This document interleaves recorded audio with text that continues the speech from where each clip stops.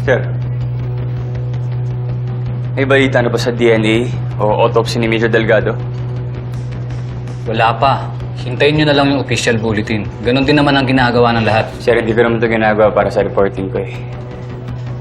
Ginagawa ko to para kay Joey at kay Aling Clarissa.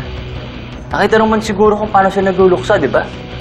Mr. Dizon, alam mo naman ang protocol. Hindi pwedeng basta ilabas ang resulta. Sir, hindi naman full report yung hinihingi ko eh. Teka, hindi ba buddy ka ni Major Delgado? Wala bang pakialam sa pamilya niya? Sir, please. Para kay Joey. She's on the verge of doing something like this. Hindi siya naniniwala na patay na yung tatay niya. Kailangan lang niya may marinig. Kailangan lang niya kumpirmasyon. Sige, sir. I-check ko. Tatawagan ko si Chief.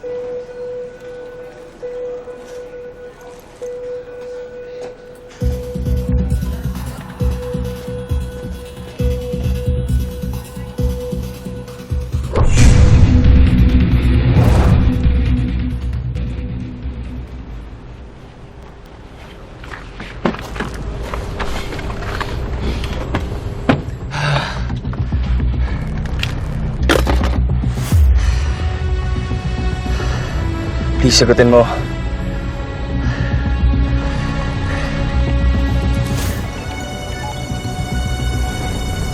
Hello? Ba't ka ba tumatawag? Huwag ka nga mag-alala, hindi ako aalis. Kasi hindi ko rin naman kayang iwan si nanay. Joey, please listen to me. Okay. Naniniwala na ako na baka nga buhay pang tatay mo. Ano sabi mo? Okay na, hindi ko nag-uusap si Cruz at Lansang kanina.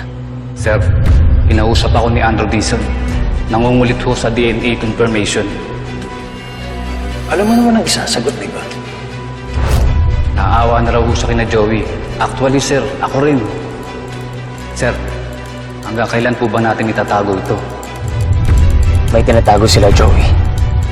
Hindi pa malinaw sa akin kung ano, pero meron silang hindi sinasabi sa inyo.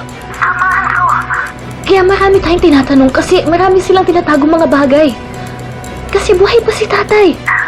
Joan, ko ito na yun. Hinihintay kong sign. Basta hanapin ko si tatay. Joey, Natin hahanapin natin ang tatay mo.